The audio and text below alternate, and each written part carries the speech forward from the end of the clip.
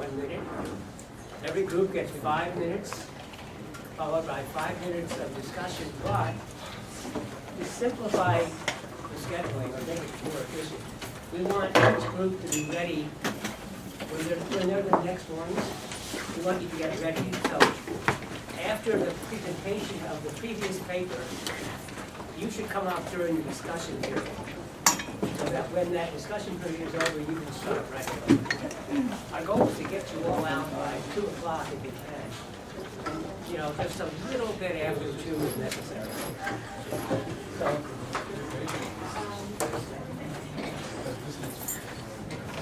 Okay, that's fine. well, you know, some of them like to point that. I just need I'm just checking on this. Keep an eye on it.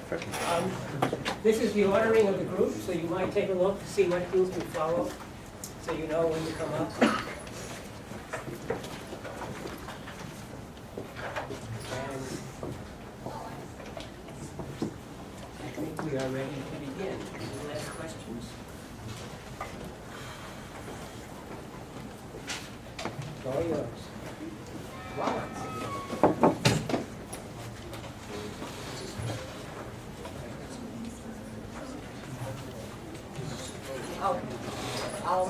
Our group works through. Yeah.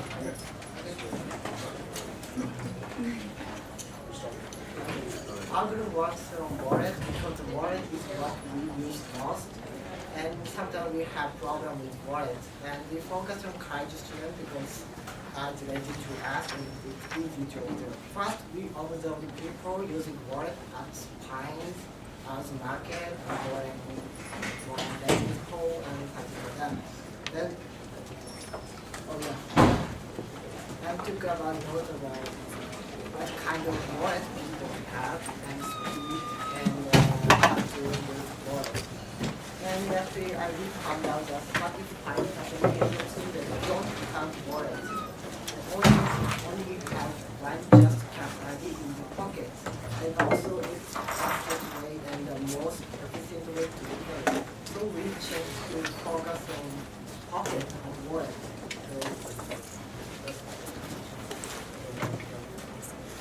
Okay, so we discovered a lot of college students at markets like Orange and playing halls like Heinz use just their cards out of their pockets with not some wallet to keep the card.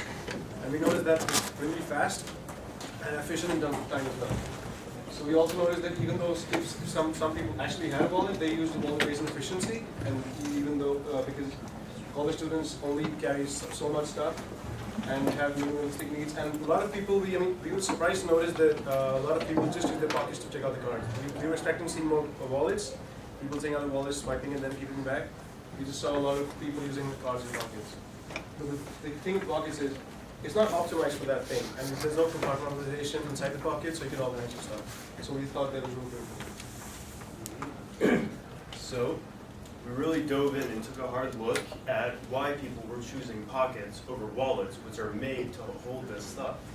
So, the pros of wallets, of pockets, they're very efficient. You can operate them, pick stuff out with one hand. You don't have to look at your pocket at all, and it's very habitual. You're very used to this motion.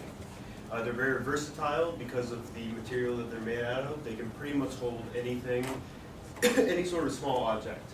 And they're fairly secure in that they give tactile feedback. You can usually tell if your phone is in them, and if because you can feel it in your pocket. Now on the con side, it differs for classic male and female pockets. For the classic male pockets, they're just too big. If you have more than one big thing in them, you have to shuffle around, and they'll get on top of each other, and it becomes clunky. And because of that, they require another item in them for organization, which is classically a wallet. Female pockets are too small and can usually only carry the one card, which is okay if that's all you need, but people typically have greater needs than that. And all pockets have a sort of lack of organization. There's no compartments for everything. They're only temporary solutions because you have to replace all the items every day. Not all clothes have pockets, especially female clothing. And there's also a security issue because the top is always open. design we came out, it's changing as little as possible, which is the extended pocket. That's what I'm wearing right now. So we call it the hot pocket. The business of it is that it doesn't it doesn't have any restrict on the clothing type, and it has two kinds of attachment, which is a belt loop and probably a clip, just as the picture show. And then we are designing to have the magnet as the click on top to hold it close to ensure the secure. And we designed it for the basic items that we all carry, the 3 essential cards, the 3 card slot, and the slot for your phone. And the trade-offs would be possibly is too fashionable to wear. And also it can afford clutter as we showed in the last slide because it's actually a pocket.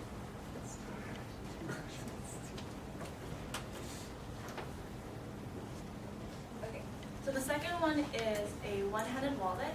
So this will for the 3 cards, the 3 essential cards, and it's for people who are just carrying the minimal essentials. And it's made so that it can be used with one hand. So you can flip open the cover and hold the cover like this, and you can just slide out the card.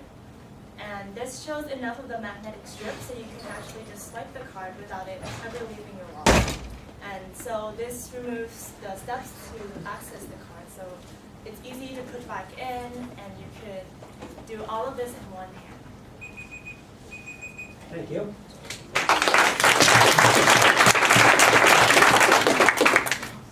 So, I really like the fact that you flipped the problem from looking at wallets to looking at pockets. That was nice. But you obviously didn't hear me when I said, don't put so many words on the slides. Remember? So your slide on trade-offs, far too complex, and you wasted too much time. So were you completely finished when the time ran? You were. Or was somebody else supposed to talk? No, that was the last That slide. was it. That was good timing. But you really spent too much time on the trade-offs. Most people get the trade-offs, and you didn't need all the words. But I like the fact that you redefined the problem. Yeah, I like the control side things too. That experience with it. And I like sort of like that you got a little bit off of you were so tied up into the one hand thing to begin with. You know, I think you sort of expanded what it is. It was also nice that you did a prototype of the prototype. So that's not the first prototype. Yeah. Questions? Comments? So you have these 2 designs. What do you think the ideal design would be? Like, which features of these 2 designs would you combine, or what are they lacking? So sort of, thinking beyond the presentation. Well, both the designs have their trade-offs. We made the pocket is more accommodating for people who carry a lot of different things, because on the inside there's a bunch of different compartments for it, and the ideal pocket, like a sort of final version, we were talking about making sure that it fits nicely to the form of your leg, and has some sort of security mechanism, like maybe a magnetic strip along the top to keep it shut when you're not using it.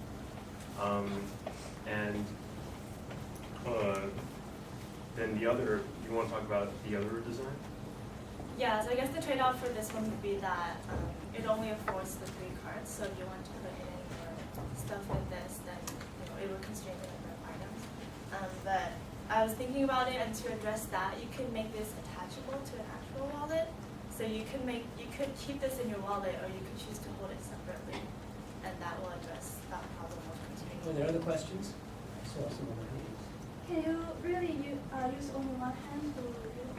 Because you always use both of them. From the beginning that you So if it wasn't made of paper, I think it would be heavy enough to flip back and catch with your fingers, and then you could use your thumb. There's a slot here for your thumb, and you can slide out the card. So this was shown in the earlier presentation. So what was new about this presentation versus when you did the wallet project? It was just that, so you didn't have to take out the card in order to use it. Don't I remember that from the wallet project? So with the original one, we were caught up on using some sort of mechanism, flipping out the card using like a gear system on the inside, and I was looking at that, and it was just too complex to really fit in a small wallet efficiently. But she came up with that design that just uses the little slot in which you'll put your thumb and slide it out, which is much more efficient. And since we're thinking about only putting in the pocket as the design space, to start with, it's like a different start point of how big it is and how thick it is and how much stuff to hold. Anybody else? Okay.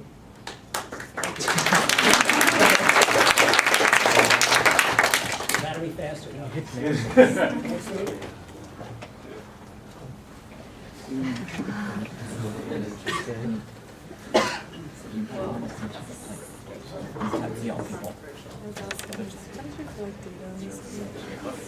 What do you mean?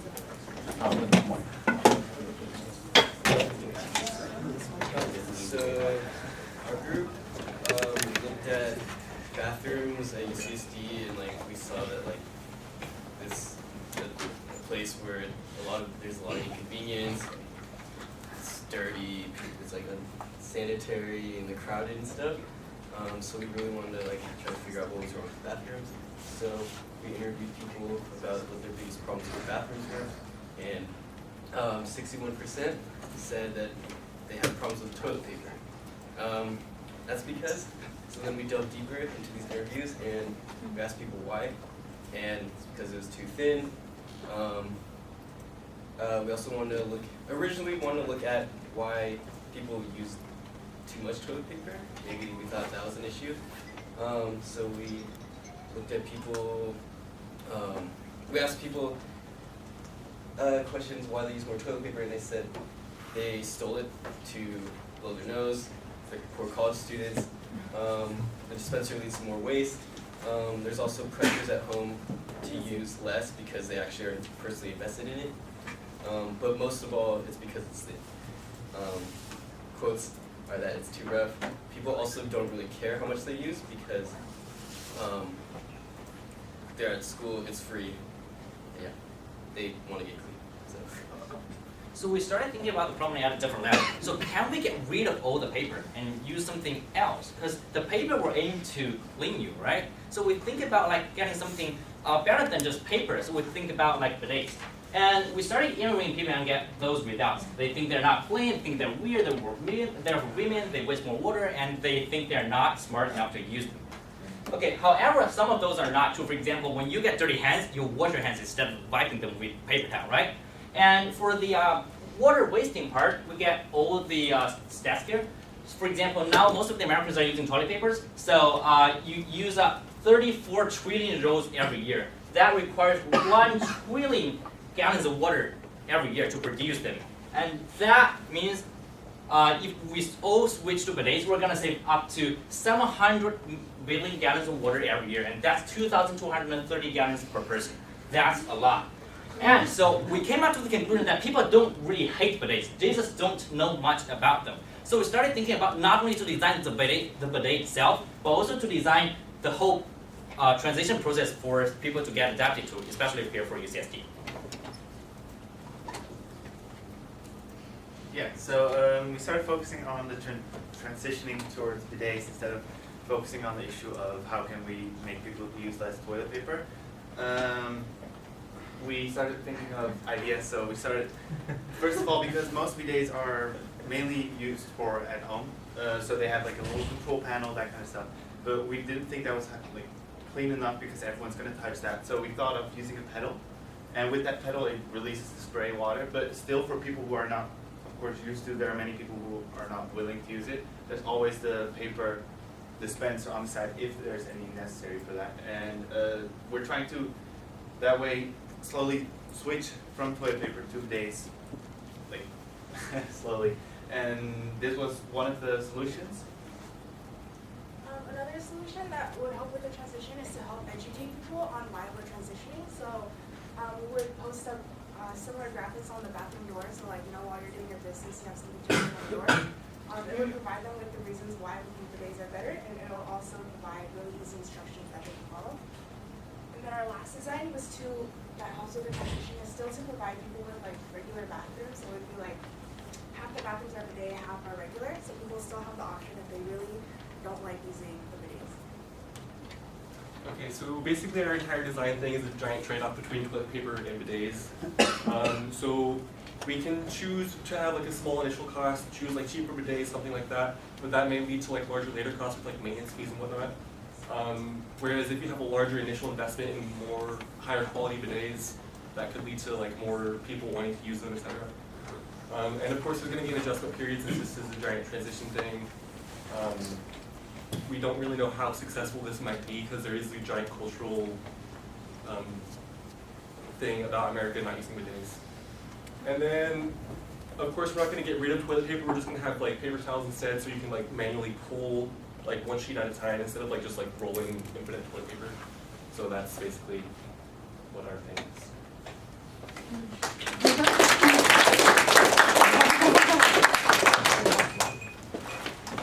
Okay. So, how many in the class know what they're talking about when they talk about it? How many don't? Yeah. And how many of you know about the whole family bidet, not just the women's bidet? That's the point. How many do not know what the one that's not just for women is about? You must not. But I thought that one thing you lacked was you didn't explain what the bidet was. And I remember when we first talked about it, you didn't know what it was. I had to go find pictures for you and tell you how much I enjoyed mine. Never go back. You buy it at Home Depot, for God's sake. You have to move the toilet seat and put this one on, and you have to plug it in and put water in it. But actually, they are used commercially in Asia. So more and more of the standard public toilets in Korea and Japan have bidets. If you could have actually found them within your own research, that might have helped. And by the way, the Asians had the same problem in the transition. So it might be interesting to look at how they manage the transition. Questions? Having used the bidet, I realized that you still tend to use the toilet paper after having the dry because after you water that area, it's still like it's hard. It takes a really long time to dry off using the function by the bidet, so people still use a lot of toilet paper to remove. Dry yourself first, then use the heater.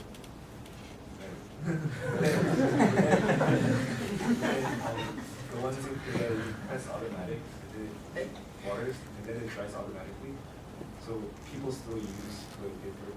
That's why we have like the paper towel. Like we didn't really talk about it that much, but instead of using toilet paper, we'd also switch to like a paper towel kind of dispenser. So you still have something to dry yourself with, but it's harder to use a lot at once. Paper. The reason we use toilet paper is they disintegrate in water, so you can flush them down. Paper towels you can't flush down in toilet. But we could go into something that's like toilet paper. It would be like toilet paper, but it would be like Shaped single like, sheets. yeah, those shapes. Just dispensed like paper towels. Yeah, just one quick comment. Use the comments and discussion here to maybe mod your paper a bit for various things. I mean, that would be a good idea. Any other questions or comments? Wouldn't some people be freaked out for the fact that, you know, public water may be dirty, they not want that in their system? I think that's a two-part question. The first part is that is public water really dirty? If that's not true, then our job is just to tell people the truth that they are not dirty. Like all the other misunderstandings that people have for the bidets, like they're not clean and stuff. Well, they actually are. So one thing is to like make sure if it's really better, and the other thing is to tell the people that they are better. So you talked about wasting paper towels when people use a lot. So when you transition into using water, would that be another problem of wasting paper? As it turns out, the amount of water production that goes into making toilet paper is a lot higher than it would be just to use a bidet. Yeah. So I had the steps there. It's like you're gonna say 75% of the work. Okay. Thank you.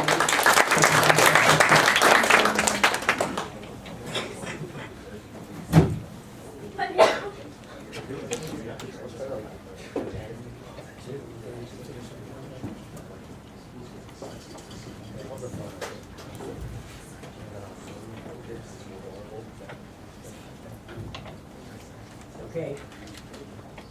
Okay, so our group decided to tackle wayfinding at UCSD. My parents found parking, but they got lost when trying to find a specific building.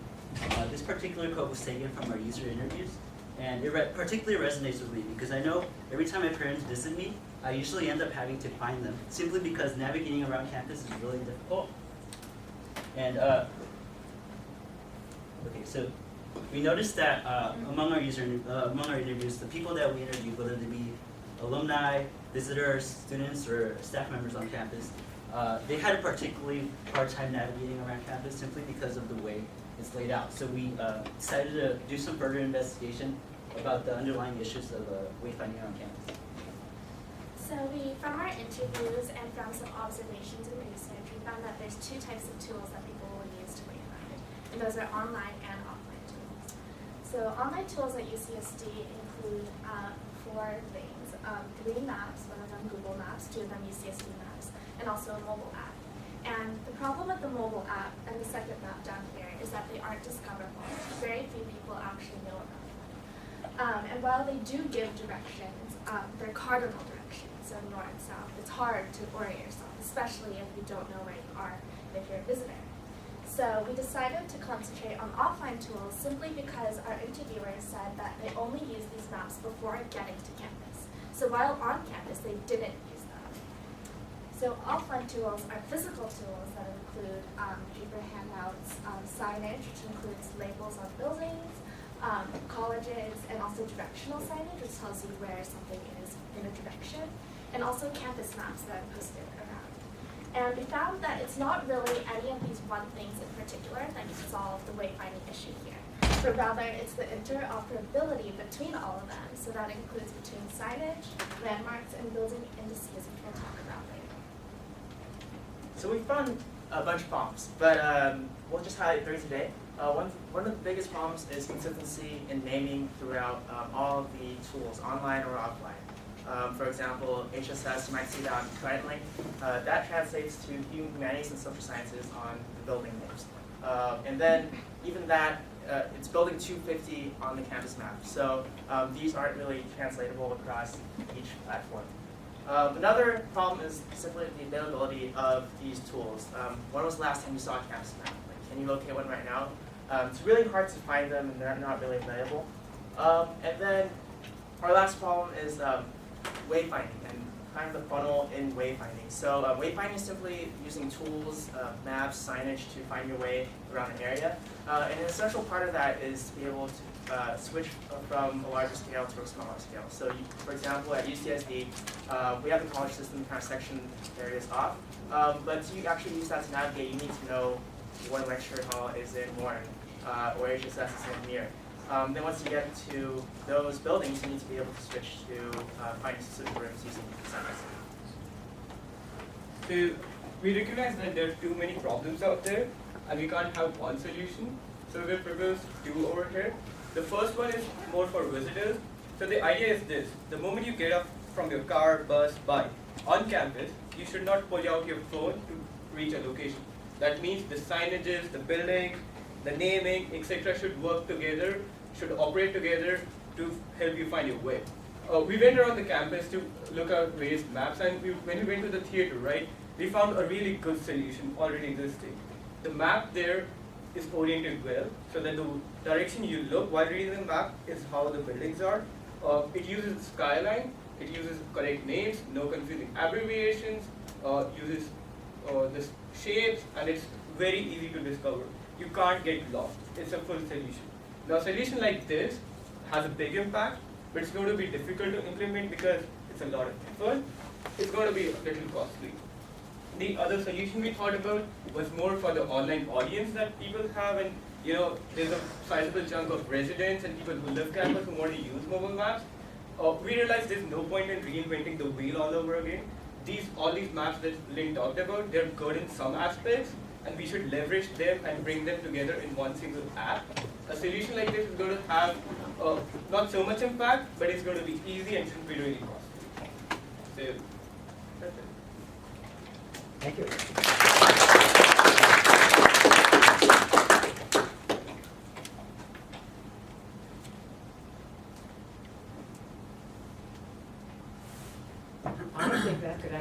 provide service to the campus. And so, you remember a couple of weeks ago, the Triton newspaper wrote an article about the bicycle paths, and they interviewed me. Well, they came back and said, are there any other topics you'd like to talk about? So why don't you write this up as a short, in addition, maybe when the school class is all over, write up a short piece that you could publish in the Triton Times. You could publish it. It might make a difference. And for that matter, I can send it to all the provosts.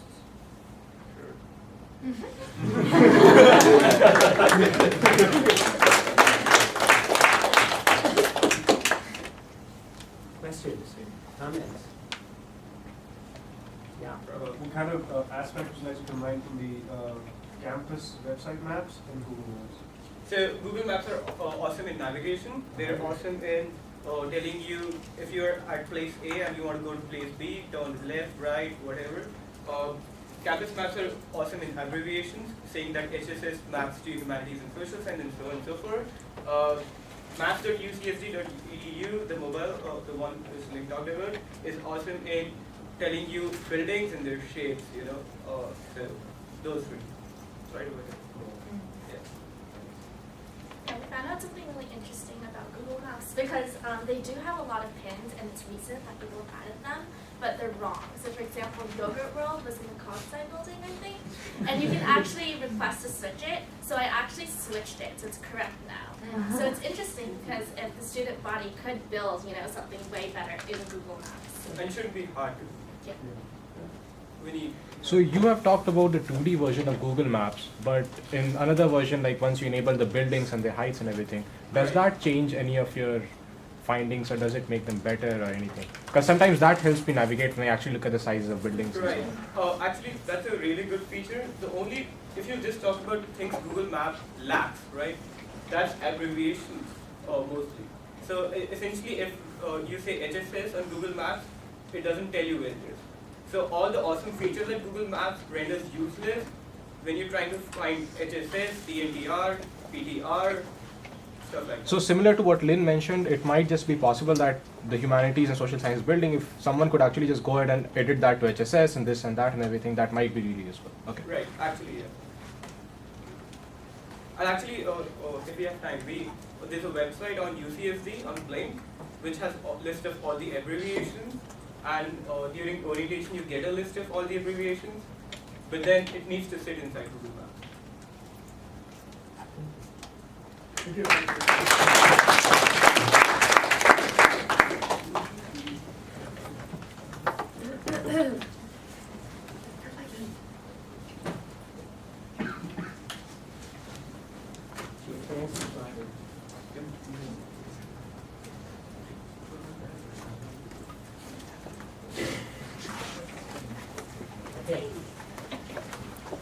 So the problem that we decided to tackle was earbuds, because we all have them and we know that there are many problems with them. So when we went about identifying the root cause, we did observations on Library Walk and we interviewed a total of 20 people. So from the results on the chart, 95% of the people carried their earbuds in their backpack or their pocket. All 20 people interviewed agreed with the statement that ear tingling is a problem for earbuds, and the majority of our people surveyed said that their earbuds broke at connection points or joints. Alright, so problems, we noticed two main problems from our data. The first one being damage, as you said, especially storing it in your pocket, which is the main group of people that we're solving for. At the connection points, there tends to be a lot of failures, even with specific models that are reinforced at those areas. And then tangling, also, something interesting we found, when we asked like what annoyed them about earbuds, they never brought up tangling. It's like an accepted thing, that it just tangles, there's nothing you can do about it. But when asked people, like, is tangling a problem? Everyone's like, oh yeah, totally. So that's something we want to solve. And we found one kind of overarching problem to solve that, being storage. Because you put it in your pocket, right, you'll have these really dangerous angles for the connections that'll wear the angles out, or wear the connections out. And if you roll up your earphones right now, put them in your pocket and take them out, just that simple action will tangle them all up.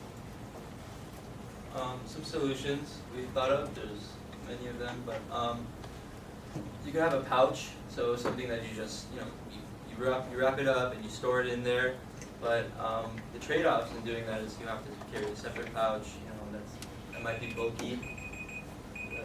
5 minutes? No. And then, I don't even know how to so a figure it out. trade-off to this would be, New timekeeper.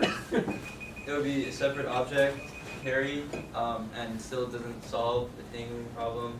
And also the time it takes to wrap it up is also a factor when when you're trying to store it.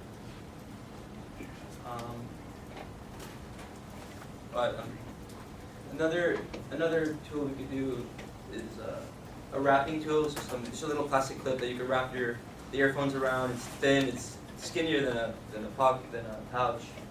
But still, you still have to do the wrapping motion. That takes time. Yeah, so the trade-off is just like the Gabriel said, we need time to wrap it. And another thing is that once you wrap it, it's a small device, so it's pretty easy to use from your pocket. So it's like your mobile or something, it's just fell off from your pocket. So how to evaluate the effectiveness of this design? We probably will make some prototypes and hands out to the people and to do the interviews to say, test for a week, so how they think about this design. And the last design is a retractable earbuds. So for the retractable earbuds, the benefit is pretty clear. So it's easy to store, and you can just retract it when you use it. But there's a lot of trade-offs of this design. So the first thing is the thin wires that is break easily because it's a retractable earbuds. So the line is pretty thin compared to the normal earbuds. Another thing is for the high-end earbuds, like the Bose or some expensive earbuds, their line should be thick enough to prove that they get enough quality, some quality. So if you want to do the retractable earbuds, you have to sacrifice some quality. And the last thing is that there's still potential damage for the dangerous angles. You can say for the retractable earbuds, there's still you can't retract all the earbuds, but this part and the connection part, you can't do nothing about them. So the way we evaluating the effectiveness of these designs is use a machine to test the durability. So like the retract for 1,000 times to see how these things works. Alright, so obviously these all kind of exist in some form or the other. We obviously couldn't find a perfect solution. A lot of people have thought in this space, and no one's really figured it out. So a few keys we think we have to a perfect solution, if it exists, is one, eliminating a third object. So something to wrap around, that's annoying to have to carry around. Something to put in your pocket. If you're using earbuds, you have to take it out and pull it back. Second, we want it to like coil on itself or something, a way to store it so that it tangles and also preserves clean angles for the connections so they don't wear. That's an ideal design. There are ways around that with engineering. That's not really in the scope of design. So yeah.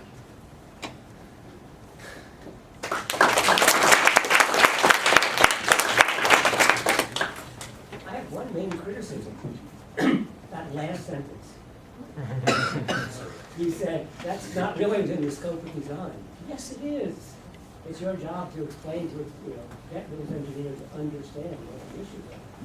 Yeah, you may not be able to solve it, but they won't solve it unless you explain to them what it's about. So, it was a great talk. Just read out that last sentence. Yeah, one thing that I liked about this was, or one area where you could pull from for an idea would be the cord for an Apple or a MacBook charger. It has embedded within it a way to structure the wrapping of the cord to prevent it from getting snatched. But a lot of people, like we discussed, don't know that before you actually wrap around the skinnier part of the MacBook cord, you have to actually make the loop and then wrap it around. So that's, you could potentially use that as an example of what infrastructure. Yeah, except the problem with the power supply is the wraparound place. And, your Right, there so is you no have to get wraparound creative place. with that, exactly, yeah. So there is like this one kind of method of wrapping your earbuds that you can like do like a little figure 8 around your finger or something, and then just kind of like tie a knot around it. So it really is easy to like hold and store and everything. It does take time to wrap up, but once you untie it, there isn't really any tangle. It just sort of You're still untying. does that. Yeah. So yeah, that's a solution, but I mean, trying to eliminate the problem of having even to wrap it is something that would be helpful for. Yeah, this is very similar to his session, but when you were saying that you need something extra, which is a pain, I was just thinking that, I mean, if there's any solution around using our hands, because, I mean, maybe I don't even need to put those things in my pockets. I can quickly wrap them around my hand in an interesting way so that it clicks back. And when I want to use it, I just take it off. So I use my hand, which I always have on me, hopefully. So, I don't know. Yeah, that's it. And you always have it with you.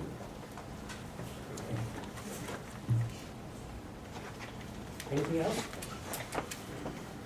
There was actually a company in Bangalore that made this kind of product. I think I've seen it. They made this weird thingy that you can put your headphones in, and you don't have to wrap it around. It's pretty small, so you can attach to any headphone. And with that, you probably don't have to compromise on like wire quality, because these have big, like high-end headphones have thicker wires. So it has a really good slot. So you can just, it's like, I don't know, like $2-3. You can attach to any headphones. So there's two last comments. One is the fact that here's another one in Bangalore, and here's another cute wrapping trick, and there are dozens or hundreds or thousands of solutions that you Google indicate that, first of all, it really is a problem, and second of all, there's no obvious solution, or you wouldn't have so many brilliant, people wasting a lot of time doing it. It's so surprisingly difficult for such an everyday occurrence. But the other thing I really liked was that when you asked people about earbuds, they told you about issues, but they barely ever mentioned the tangling problem. Which is a really good argument why we tell you you should be observing and watching and not just asking. Because since tangling happens all the time, they don't think of mentioning it. Well, that's the way life is. One of my other examples of that is if I asked you to name all the objects in this room, what does the room contain? You probably would never mention the floor, the ceiling, the walls, the carpet. So, that's why, again, we insist on observation. That was a good observation of yours to point that out. Thank you.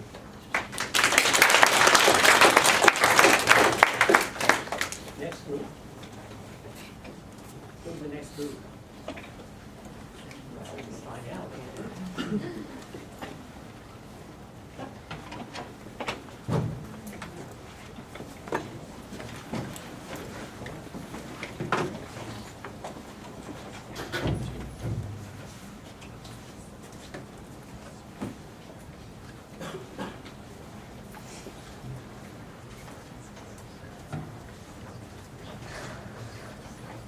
So for our design project, we were interested in the transportation system of UCSD, and we particularly focused on bicycles at UCSD. Focused on the crosswalk between the warm residential area and academic area, because last year I witnessed a bad car accident with a bike. And also when I was driving across the intersection, I totally checked the intersection, but I didn't see a guy coming down the ramp, and it was pretty fast skateboarding down, and it scared me a lot. Yeah, so we tried to figure out what was causing these accidents, and we saw that there were signs that said to stop, for the bikes to stop, and skateboards, but people weren't obeying them. We observed them for a couple hours during the evening, and we found that only 23% of 87 total bikes and skateboards stopped. However, 77% didn't, and that causes potential collisions. So during our observation, we found a lot of problems, and we figured out that there are two major problems. The first one is both vehicles and bicyclists are going fast because there's a ramp, and so the bicyclists are going fast, and also bicyclists can see whether there are pedestrians on the intersection or not. That's the only signifier they have to make sure that they're safe. And also for vehicles, during the nighttime, there are headlights on the other side, and those blinded me when I was driving across the intersection. And also, I would assume that nobody would cross the intersection if I'm driving pretty close to the intersection already. Another problem would be the CSE building, because the corner of the CSE building is actually blinding both cyclists and drivers, so they can't be aware of each other. So when those two factors comes together, so when they're both driving fast and they're unaware of each other, that's when the accidents will happen. Is that a real picture? Yeah, it's Google images. So then we asked, why are people following these signs? And we thought that people don't follow signs because they're trying to get where they're going. We observed that people were always nudging forward into the crosswalk, hoping that the cars would stop or hoping that the pedestrians would stop. And so when people can't see and they're moving quickly and there's no visibility because of these buildings and vegetation are getting in the way, that also augments the chance that there will be a collision. So in a design, we hoped that if we make people more aware that they're approaching cars and pedestrians, they'd be more likely to be cautious and perhaps slow down. So our designs aim to create awareness, caution, having the pedestrians and cars slow down, and also address physical constraints. For example, there are 2 nearby parking lots, and so if we put a stop sign or a traffic light, it could cause major traffic jams, especially during rush hour. Additionally, we want to fit a small budget, and when we were checking out stoplights, it turns out that they can cost up to $100,000, and that's entirely unfeasible and unrealistic, considering the budget that we may have. So some of our design projects that we came up, our ideas was creating, putting responsibility on the bikers. So there would be red lights on the floor where the bikers are coming down the hill, and there would be radar sensors to sense that cars are approaching, and then the lights would begin blinking, signaling to the bikers that there are cars coming and they need to slow down.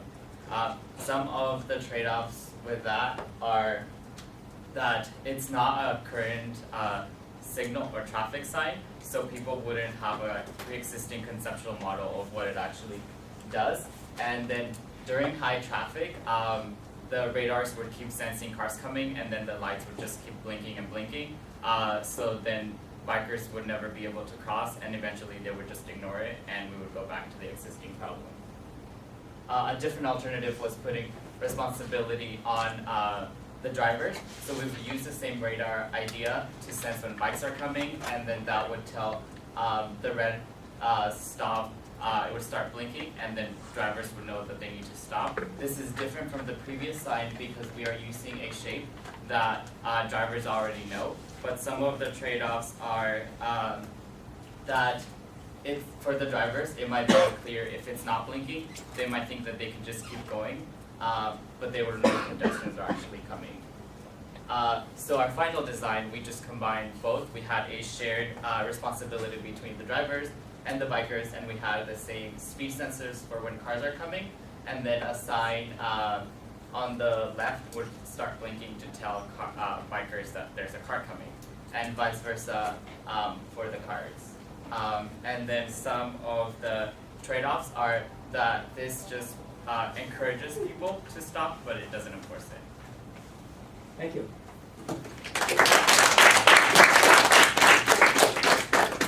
So the same comment I made about the bike, about what was it? The wayfinding. I think especially the first half of your paper where you talk about the problems that are there would be of interest to the whole community. So if you write that up, why not we'll get that too, and also send it around to the provost and the parking people, whoever they are. The solutions are more complex. I think that's going to be harder. One thing I'm concerned about with the radar approach is it's a bit expensive because don't forget, not only the radars are pretty cheap today, you need power. And so you have to, who knows how to get power to the street center. So for that, we didn't have enough time to put it on the presentation, but one of the options that we thought, we don't know if it'll work, there's like lights, like existing city lights. So I don't know if it would be one of the possibility to just connect the electricity there, or another solution that we thought of was putting solar panels, and we don't know if that would work, but they're about $200 that we can just Plus the battery, yeah. You notice that many of the cities lights also have infrared or sonar detectors to look at the car and how many there are. So that's another possibility. The other thing I'm worried about is blind spots, because radar has the same blind spot as vision anyway. So the CSE building blocks views of oncoming traffic. And I don't know how much time you have when a really fast skateboarder or bicycle is coming down. It's probably just measured in a second or two. And the last comment I was going to make is nice figures. And I want to just point out to everybody the way they're hand-drawn. You don't need to do really fancy figures. You just hand-draw it, and how did you do it? You photograph it or scan it in? Yeah, I just took a picture and then I edited it to make sure that like the gray area would kind of like blend in. And then it's kind of like the same image, and then I just like kind of edited and cut it out like different pieces. So that's a really good way of making quick and actually quite effective drawings. Anybody else? Comments? So I have used that particular space a lot for crossing, and I was interested to know if you were considering some cultural factors as well, because a lot of students live there and a bunch of them are international. Now I know for a fact that from my first year in this country, I was really uncomfortable with the fact that I could just take my right of way while walking on the streets. The cars would stop for me. And every time I would try to cross, the car would also look at me and I would look at them and there would be a whole bunch of confusion. I'll take this step forward and I'll come back and so on. And I think a lot of international students would probably understand that. So does that add to the complication of this problem at that intersection? Because it's already used by so many pedestrians and bicyclists. A lot of them are coming from these different cultural norms of what driving and crossing the road is about. And if you could probably comment on that, that'd be interesting. Yeah, I'm sure it would complicate it. We had not considered that. But we might add signage to or words to this, though it may complicate it. We might not pay attention, which is the issue with the first signs. You know, we filmed a lot of that exact intersection, making the interaction between drivers and pedestrians. And you're right that the really dangerous thing are the skateboarders and people with bikes and things going very fast. So it seems like another maybe dimension to consider is to make it not as attractive a thing to go fast. You know, something like speed bumps or like something that would make folks slow down, like I mean, there's always trade-offs. Yeah, I mean, the speed bumps in the beginning of our project, and a lot of the articles talked about how that also could cause accidents, especially if people weren't paying attention or are trying to rush and want to avoid that. Or it might be attractive to Yeah. skateboarders. Earlier you were talking about for the light option on your first one, you were saying people might not really understand that as like a way to communicate, which I think like as an entirety, like it is a bit unusual to say that we're just going to have like a strip of lights. That's not something we see too often, but I think you're looking at the problem in the wrong perspective. I think when you think about creating new interfaces, you have to look at certain elements that are shared, and the shared thing here is flashing lights. And I think flashing lights do actually communicate, like, be like aware very, very well. So like, I guess like more so for future projects, right? When you're building new interfaces, look at the shared elements between other interfaces, and I think that actually does communicate it really well. If I saw flashing lights, I'd be like, what are the flashing lights? And I'd pay attention. That's a really good comment, and I will comment that in the Bay Area, in Mountain View and a few other cities, they do this, they already do this, so that if you're a pedestrian and you want to cross the street with traffic lights, you push the button, and then when it's your turn, there's a strip of lights embedded in the street, and they flash. Yeah, you do Belmar now. Sure. Ah, okay. We got our idea actually, a lot of schools have that. So when we were looking at other different locations, we noticed that like schools do that. And then we also, here at UCSD, there's like a sign where you're going on the side of the forest and by the gymnasium, there's like, it detects your speed and then it starts flashing faster and faster the faster you're going. So that's where we kind of got the idea of putting it on the floor, and then it would flash depending on the speed of the car. Okay, thank you.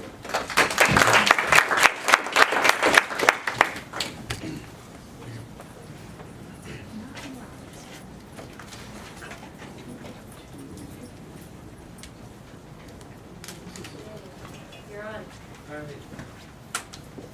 Look inside your fridge. Most likely, it's gonna be messy. From the data we gathered, we found that over 50% of people don't have a functioning organization method in their fridge, which, when 3 or 4 people are using a fridge, can lead to quite a messy fridge. So when we asked our users if they were satisfied with the space that is allocated to them in their fridge, 35% said it's okay, 35% said not at all, and only 30% said, yeah, I like it. Yeah, so I'm one of those people who believe strongly that sharing fridges with 3 to 4 people leads to something like this very kind. Well, but it's really messy.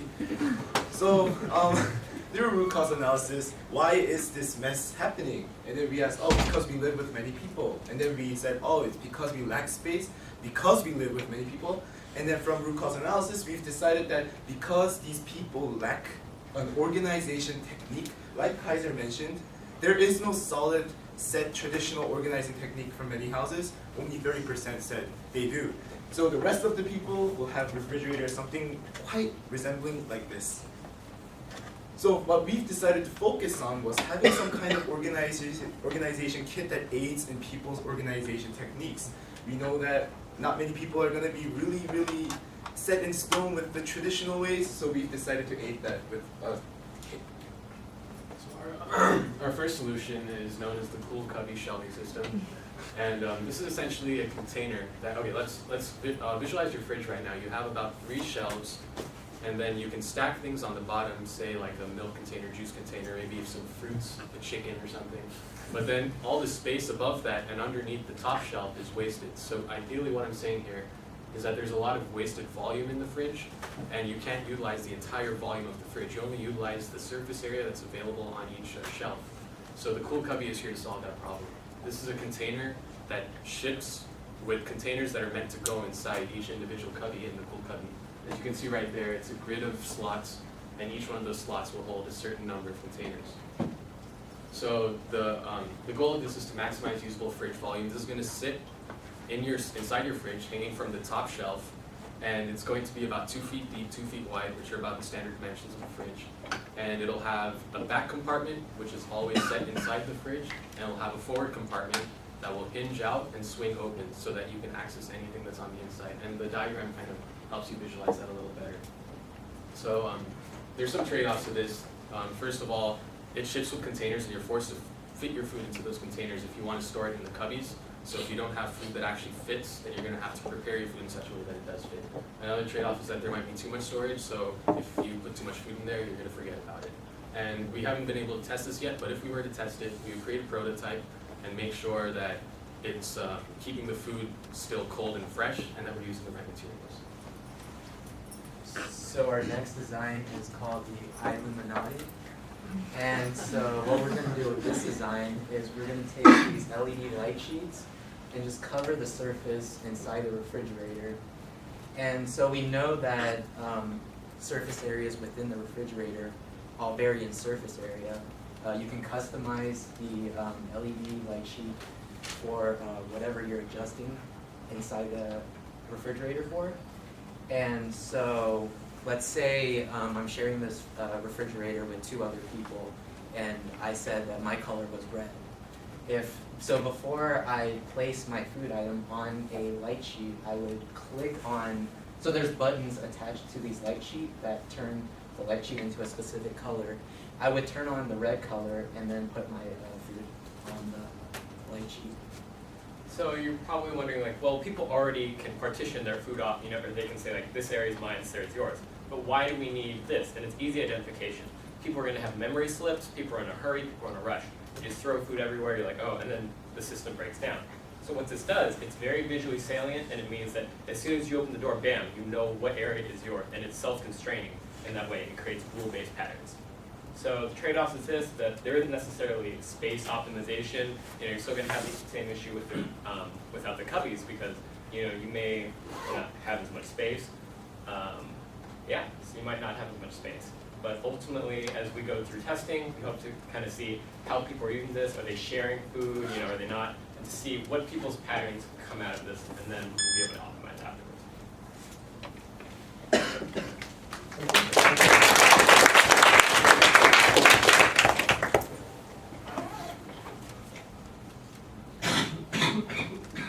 What about in the Cool Cubby shelving?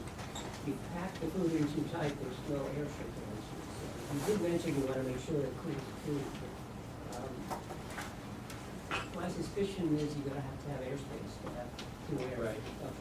So the cubby does come with containers, which will fit inside the cubbies themselves.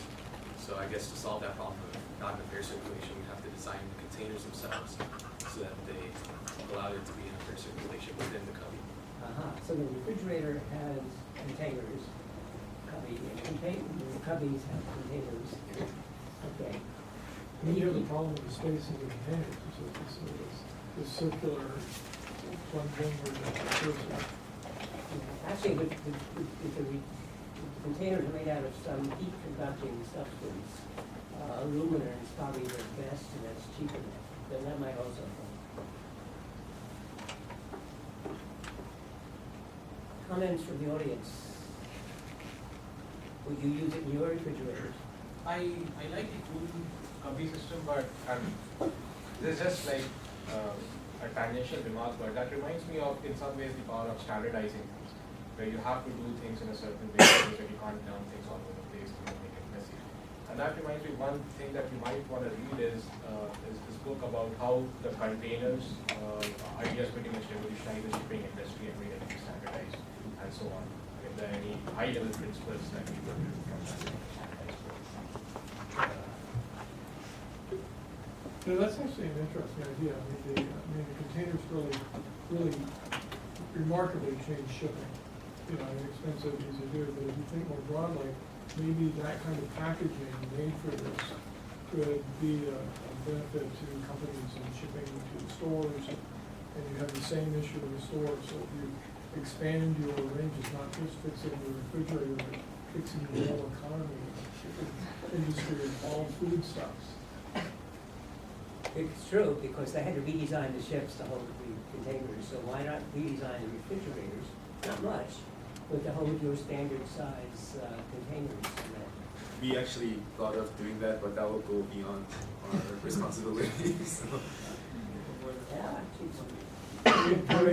we encourage people to go beyond the requirements. Try to. Anybody else? It's a major problem that bedevils students and actually apartment dwellers for years and years. Actually, we have the same problem in our laboratory where we have shared.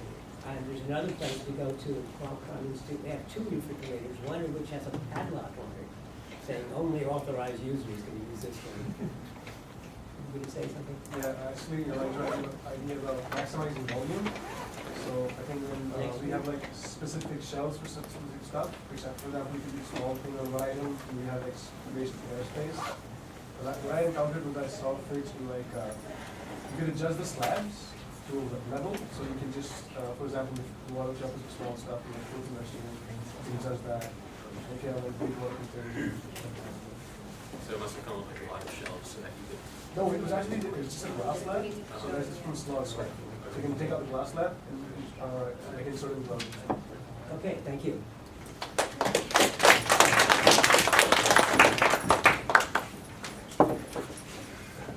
Go for it. So we also started off with the idea to redesign headphones, very original. And we conducted interviews by phone, in person, and we also did online surveys. And we made our observations just kind of looking at people around our surroundings. And so we collected about 57 people, and there is about an equal distribution between males and females. And most people tend to fall between the age ranges from 20 to 29-year-olds, and that is because we are a college campus. And so this is our group that we mainly focused on for our designs. And some interview questions included things like, how important are your headphones to you? How and where do you store them, and when do you use them? So some example responses were for music, generally. Some people even said they give me a sense of privacy and isolation. Older folks seem to mention things like work-related videos, like webinars, and some people even said porn. So armed with all this data, we use 2 design tools to help us sift through all the information and find a meaningful way to understand what's actionable. And in the clusters and the clustered data, the pattern and the themes that emerged helped us to look past what was the physical artifact of the audio artifact, and to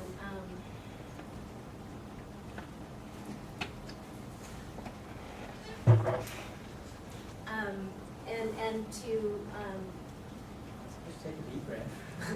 Into the inner world of the participants. Okay, getting scared of whatever the audience is forgetting. Not focusing on just the physical problems. right, and to look beyond that, and also to understand that we took this conceptual leap of hearing what people said and did to then think about what they to see what they thought about, and also to create a point of view that would help us to understand that college students needed an environment that would needed a way to experience the environment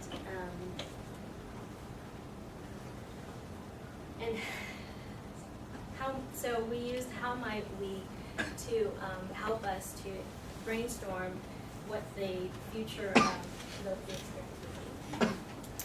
So yeah, as Sue was saying, we went kind of more abstract on the problem, and we came up with this isolation versus interaction perspective. People use headphones to isolate themselves or not, and all listening devices fit somewhere on that isolation to interaction spectrum.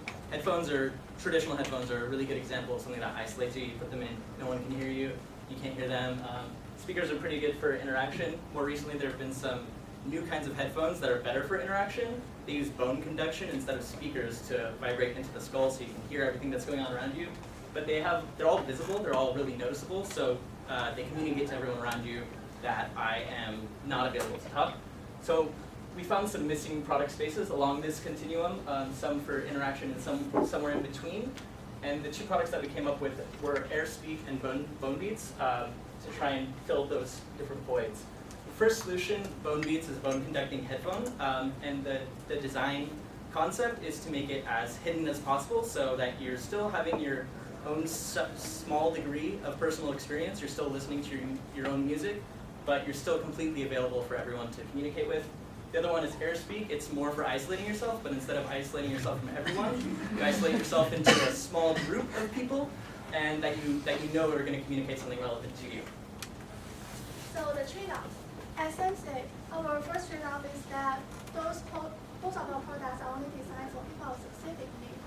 And for AirSpeak, it's for people who primarily want to isolate themselves, but also work in a group or hear updates from others at the same time. And because it works as walkie-talkie, so you can only stay in one group at a time. And there will be no recording because we want to provide a group atmosphere. And for the Bone Beats, the invisible headphones, it has a trade-off of battery capacity and bulkiness, which means we don't want to recharge it several times a day. We also don't want something that big. And for some types of haircut, it's not invisible anymore. For example, ponytail or no hair at all. And just because our products are fantastic and they can be really cheap. And then the testing process. So Bone Beats is for total interaction. One way we would do this is we would have a prototype and then we would go tell people, hey, wear this, and then keep a journal if you're being interacted with more or less.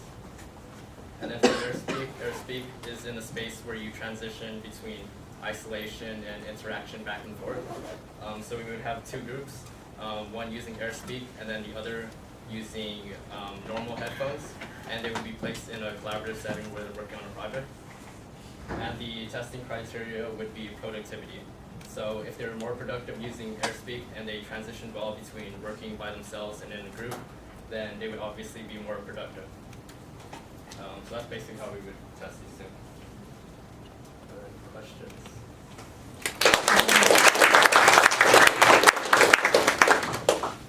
I really like the fact that you added a testing procedure. How do you do that?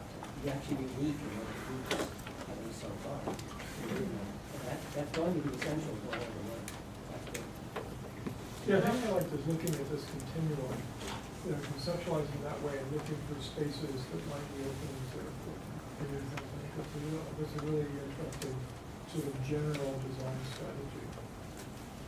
We often just compartmentalize it, just one thing versus another versus thinking of it as a continuum. Yeah, so I like that you also thought about the fact that putting headphones on signifies something as compared to not just listening to music and all of that, and that is really nice insight. And to give you, there will be a bunch of corner cases if you explore this more. For example, a lot of times what I do is, I put my headphones in, but I don't listen to anything. And I essentially still listen to people around me talk. Yeah, people said that. Yeah, and which is extremely interesting. Yeah. Or at least I think so. So I don't know, how do these corner cases fit into your spectrum of music? Yeah. Yeah, a lot of people said that that they use them to isolate themselves, like on the bus. But we saw that space, the isolating space, is really full. They're basically all headphones signify, I'm not going to talk to you. I have headphones in, and they're all basically noise canceling. So that's a done deal. Any other questions? Not a question, but like an interesting comment. What you were saying about like Google Glass and other things that have headphone connection. From experience, like interacting with people that like actually have these devices and like use them on a daily basis, or even other things where like smartwatches, where it's like, oh, I look at the watch, but am I looking at the time or like something else, right? Actually, it doesn't seem like there is a correlation. It seems like they are on both ends of the spectrum. It's really hit and miss. Sometimes someone that's wearing Google Glass actually doesn't want to be bothered. Other times they're just wearing it because it's an accessory. It's the complete opposite. Yeah, we thought about that too. Maybe you wanted to transition from wearing these bone conduction headphones and you can do the interactive. And then Sue came up with, well, you could add an attachment to it, so now it's noise canceling, and now you have this thing that you're still listening to your music, but now everyone knows that I'm not available to talk anymore. Any more questions then? Yeah. So if you want to like strike a balance between the isolate and still have it to listen to. Yeah. I know some companies that have like one headphone policy. So if you want to listen to music and you also need to do like socializing stuff, just put one headphone in one ear. Yeah. Yeah. We had a lot of people say that they do that too because they want to be available to talk. But I think that removes from that qualitative personal experience, you know, of your music. Like you have one headphone and you're hearing it, but the whole point of the music is to either like keep you on focus or keep you like give you that sense of control. And if you're being relegated to one ear, you kind of don't have that sense of control. Yeah, but good point. Thank you. Just a quick note, remember that in the final write-ups, it will be important for everyone to discuss how they would test the effectiveness of that group distance, and that will be graded on. So if that's not there, that's not good. So make sure to include that in the write-ups. Just use the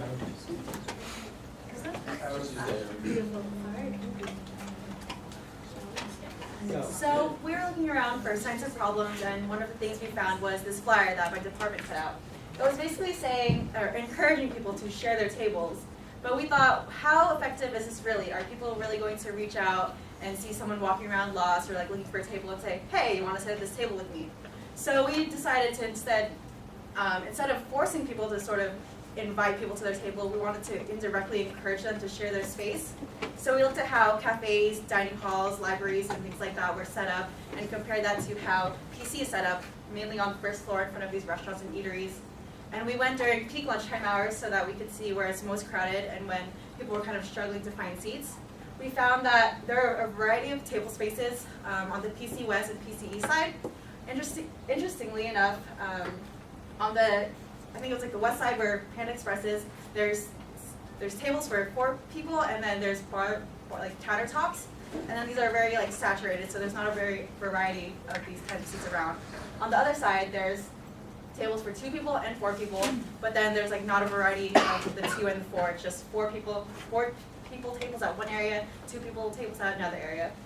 And so from that, we kind of found some very interesting things. One of them was that people will sit at the closest table they want to. And then another thing is that people don't mind sharing their space as long as they're not making eye contact with the person next to them, if it's like someone they don't know. So from these observations, we narrowed down 2 main problems. And the first is individuals.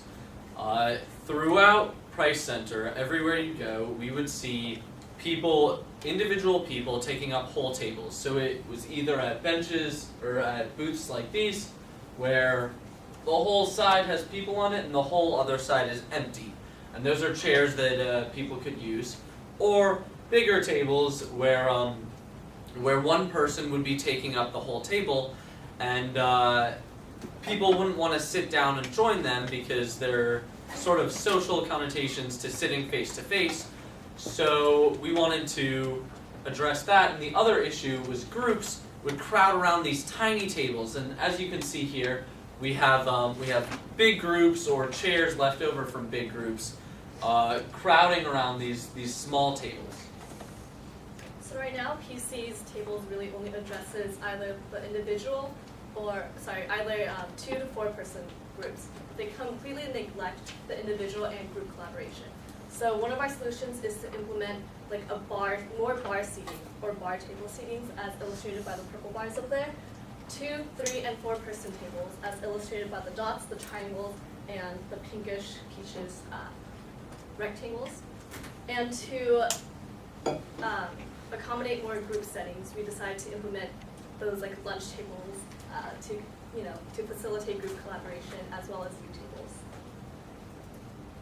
Alright, so this trade-offs. And then the trade-offs obviously would be cost. It'd be more expensive to implement a variety of tables versus uniform tables throughout PC like it is right now. And everybody has different preferences, so we would really just have to see how that goes. So to counteract these trade-offs came with an alternative solution set as well. And this solution set calls for modular design, so we have a large quantity of small tables, which are very good because they indicate singular usage and it maximizes spatial efficiency. You're not wasting an entire table meant for 4 people. It is sizable enough for 1 person. However, we would also create them in such a way that they have different affordances, such as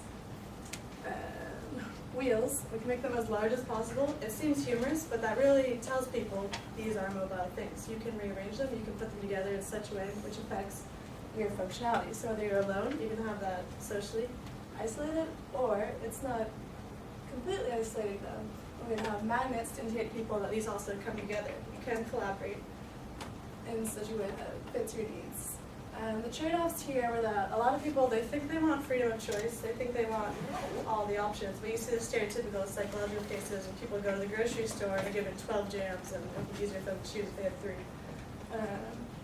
And then in order to implement all these and see which solutions would work best, we suggest actually implementing maybe some trial runs on the PC, and then on the individual level, kind of watching user interaction, however from above, also getting a bird's eye view of seeing which chairs are unused, which are mapped to certain tables, and from there kind of doing a percentage based that's how we get.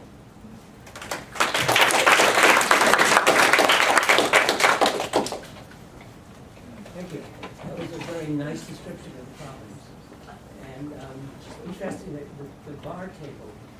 The bar table seems to signify that it's a shared space. I know. My interpretation of the bar was that. So you have. So we fit in a lot of features that we didn't delve into last night. So we talked about height being another differentiation of space usage. And we talked about the bars, you're more elevated. And when we observed people in PC who were using the elevated tables, they were only available in sets of 2. And people couldn't really move towards each other. They weren't shifting their bodies to interact because they're so trying to balance. And so those tables were kind of handicapped by the height. So we said, okay, so what if we use this natural affordance, bring that over here to these taller tables, and then people are kind of more like what they're themselves. And the other thing is that in PC they have a bar in front of Rubio's and those restaurants. They have sort of a ledge that people sit at, and the people sitting there it was all by themselves. And we realized it was because facing a wall or facing a window makes people gravitate towards that if they want to do individual work. So we thought a bar could do that well without wasting all the seats on the other side because people aren't as comfortable sitting face to face. That was one of the factors that was kind of into as well, but also to have all the different shaped tables. Was that you have like a triangle, you're not as linear just directly across from someone, you're going to make eye contact. So by giving people different options. Anybody else? Yeah, one thing they try in the faculty talk is have a special table that's sort of noted for people who just come by themselves to sit together. That's called the rebellion. And I wonder if that would work in Price Center, where, by the fact of it being colored a certain way or a sign or something, it would encourage people to maybe sit together, or maybe it could be more than like someone interested in surfing or football. That was one of the solutions we considered, but we wanted to make tables that would suggest that without needing signs, because people often ignore signs. When we originally discussed whether we were redesigning the space to change the user behavior, or if we were redesigning the space to fit the user's current experience. Because at first, we really want to gravitate towards cross-pollination of ideas. And then we said the main problem here is lack of spatial efficiency because you have a lot of people sitting alone. So we decided that we needed things more catered towards the individual with the option of operation. There are restaurants that have just very large tables, only very large tables. And so when they seat you with a table with enough room, even though there are other people at the table. And pretty soon people get used to that. But as you pointed out, you'd like also to cater to the people who want to be alone. I want to have a private meeting with my faculty to talk about student grades. I don't want the students to come join me. So the modular solution might be a solution. Who knows? Modular idea was really cool too because the craft element allows you to build out. And so like when Joel was talking about people would bring their chairs to one side of the table and it gets very unbalanced. And then if someone else joins you, they don't want to be that one person on the other side of all the spaces. So this way kind of creates a more symmetrical, it's just more inviting all around. Anybody else have comments? Just one of the big problems with the Press Center is if it rains, and all of a sudden you don't have all the outside tables. You know, it would be interesting to have like some different kind of, the culture is different on rain days. You know, that you know, you're expected to sit with other people, you know, that might be a way to introduce it. But also on rain days, you'll walk in and there will be empty seats and people will look around and then take their food elsewhere. One very quick comment, I mean, because we are unsure on time anyways, but you focused a lot on space, that was really intriguing. One thing I've been considering is how do you make sort of interventions that make people look at things differently? For example, how do you make people look at others and say, hey, that person looks interesting, maybe I do want to go and sit with them. So how do you tune people to look at the interestingness of other people as compared to be like, I just want to be in my own space? There could be good reasons for that. Very good question. Do not answer that. Let everybody think about it. Thank you.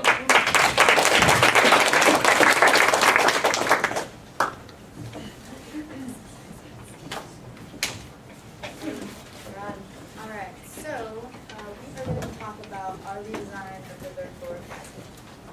Okay, so to start off, we had to collect some data.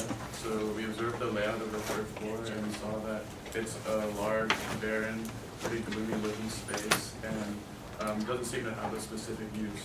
So we sat and observed the people who came up to the third floor to kind of see how they use the existing space. We found that there's people smoking, there's people skateboarding up there, meeting with their groups, taking study breaks. Even some girl was up there with her dog.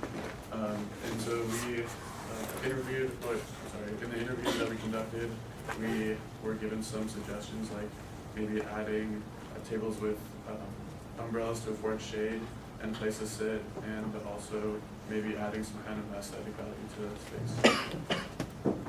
So because the space was so barren, we initially thought that the problem was wasted unused space, but through our observations we saw that the space was used by a lot of different people and it suited a lot of different activities, but because they would all occur in the same space, sometimes they would conflict with each other.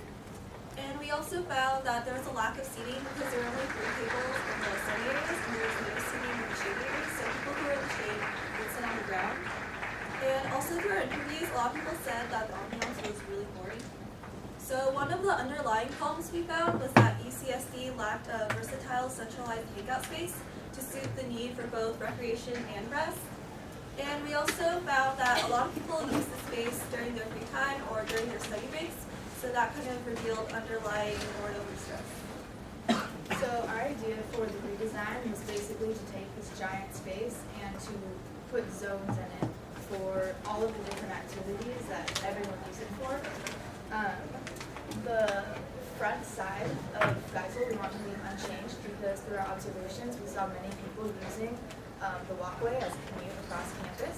And also Geisel is like the symbol of UCSD, so we wanted to create, we wanted to keep the symbol and the icon.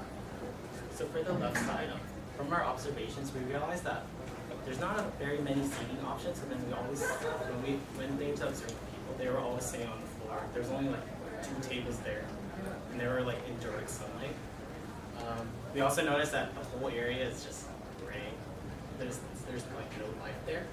So to redesign this area, we decided that it would be best to put like more seating options, such as like tables with umbrellas, like round tables with seating options, like put in a swinging bench, and also include like recreational programs from like the zone to like gather community activities and like create a more communal area. So then for the backside of the library, we were thinking of creating a more private, quiet zone. So we also noticed that people go up there because they love how quiet and calming the area is. So then again, we're gonna put in more like seating options, but this is more constrained towards like 1 or 2 people. And when this is like, you notice that a lot of people up there are usually alone or like with one other person. We're also gonna include more plants and greenery, but use them as more like wall dividers so that it creates more like a room option. And then it's also going to be a noise-controlled area, so we're going to put up signs like, "Oh, please be quiet in this area. People are like studying or something." And on the right side, we would want to add in a stage and some more seating options because we noticed that people would hold their dance rehearsals there, and organizations would have like catering events or things like that. And also, we did observe many tourists stopping through that specific spot, so that would also be a good place for tourists to stop.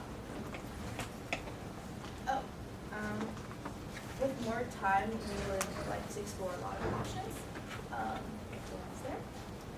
So some of the trade-offs were having too much direct sunlight versus too much shade, balancing interactive fun spaces with relaxing private spaces, also balancing loud noises versus quiet, isolated areas.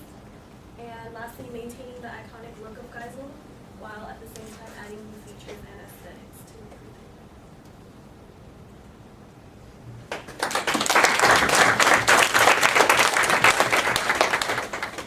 That was a very nice description of the problems and the potential. And actually, it's made me think that there have been several different projects. I think Phil talked about improving things at UCSD, and I think there ought to be a way that we could bring that into attention. So let's talk about that for the days. And we'll get back to not just you, but all of you who did that. Because I think they're really neat ideas. It'd be really good to get them to right. And I like the way that you did the analysis of, like this map is a really good map, showing what the issues are and the solutions.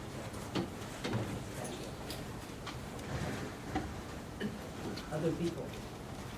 Yeah, I'm wondering about the emphasis on tables with umbrellas, given that I think the majority of it is in the shade very often.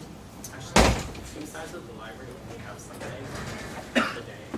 It does change, but then like it's either the side that's facing Warren or the side that's facing Marshall, and the sunlight's actually really harsh because the sunlight reflects off the walls. Do you think that people would want to sort of gravitate to where the light is? The time of year, I feel like a lot of other factors can come into it. Like this while they might force too many constraints onto the natural conditions of the environment for it. I think that the conditions on the third floor were just pretty extreme, like whether they were in the sun or in the shade. And a lot of the time that I was there, it was like really bright. And the other thing that we considered in the umbrellas was that it could add aesthetic and color and like some sort of vibrancy. Yeah, I've had other groups look at places where I'm trying to put this in there. And you find that people are drawn to sort of black shade, and they're also very drawn to places where they can reorganize and put any kind of things that chairs are fixed or consider random and not attract people. I think this is people realize that the spaces, could be utilized in much more productive ways for students and for the university. So one last thing is, so you looked at what people were doing in those spaces and how could you meet those needs, and you had ideas around coffee carton, which is sort of going out as well. Along those lines, do you think there are some very interesting things that could be done which people are not talking about, right? For example, I'm just thinking out loud here, is if we have a collaborative art making space or something, whenever you're passing by, spend 2 minutes and do something, blah, blah, blah. And what really comes out of it at the end of it. But basically something which people are not talking about as a need, but if you could use that space to create something. I think we really did want to create something that was completely new. but based on observations and talking to people, it was very hard to determine. But I think it'd be, for us, like we talked about, it'd be fun to set something up and to be able to observe and test that way if we had time. Did you guys have any solutions for dealing with the smoking problem? I always find it hilarious that there's so many signs right there that say, do not smoke, and you find the highest concentration of smokers in entire campus. Yeah. It's like a big smoke Took spot. pictures of people smoking Right into the signs, and they're everywhere. Actually, that's a major cultural issue. We want to make this a no-smoking campus, but there are people, especially from Asian cultures and some of the European countries, where they have smoked all their lives, and it's really difficult. You can't just stop immediately. And so you will find all throughout the campus little hidden areas where people go to smoke. And I've actually discussed this a lot with some of the, I don't know who they are, the people who take care of the ground. So what they have done is increase the number of people who clean up after the smokers. And maybe we need to do what they do in airports, have a special room or place where smoking is permitted. Yeah, because that's just a whole other problem, so we didn't want to try to solve that. And it is true that the way, because the library space looks so barren and unused, smokers just naturally will come. So I think that would take care of itself if you started making it popular. Just to finish on that, I'm sorry. One of the things I've heard really works to help people stop smoking is putting up photos of lungs. Actually, the evidence seems to show it makes no difference. The people who smoke heavily, just like people who are overweight, are fully aware of the fact they're overweight, but that smoking is not good for them. But they don't feel they have much choice. Once you're addicted, it's so thank you. I just want to give everyone a hand.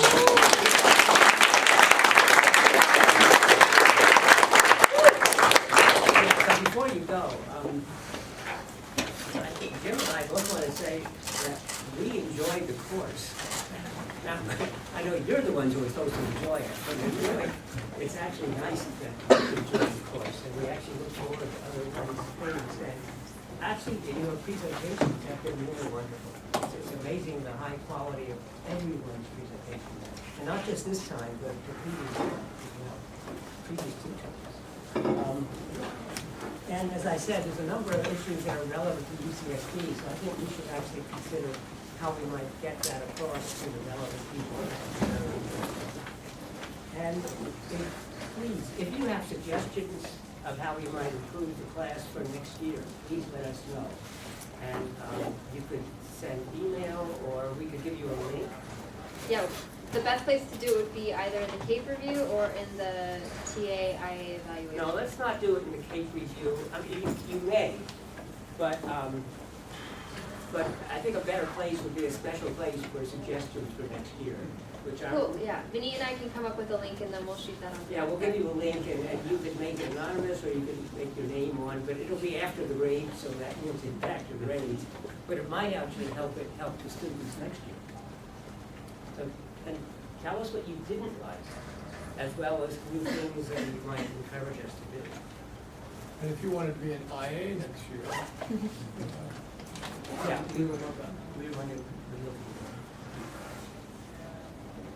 Yeah. Are there any updates on more future design classes or the design module? Yeah, I posted a bunch on Piazza, all of them for the entire 2015. So what was posted though is the existing courses at UCSD that are relevant. Yeah. But Jim, tell us about them. Well, we're put together a proposal for a design minor that any student at UCSD could take. And that will have two courses, one division, which this will be one, and then there'll be a new prototyping course, so prototyping building course. And then the upper division, minors require a total of 28 hours, so 20 hours upper division. And we put together some sequences for that. And we're submitting that to the Academic Senate to approval. We think it will start in the fall next year. Stay tuned. And you're the prototype. You're the beginning of the whole thing. Yeah, this will be the first course in that minor. And we hope to get 5 more. Is it 5 more? That, and it's a bit slow because we don't have the people yet who can teach it, but we are searching now for someone. We were given a position to hire an assistant professor and teaching professor, it's called, someone who is really good at teaching, and that's what they will do. And so, can't guarantee we'll find somebody, but we're starting the search now. And we're also, again, we have to get permission to do the minor, and this is a university filled with professors, and professors have to approve it, and so we have no control over whether they will say, wonderful, yes, or they'll say, ooh, I don't know, what is this design stuff? So, we will find out. Thank you all. Thank you.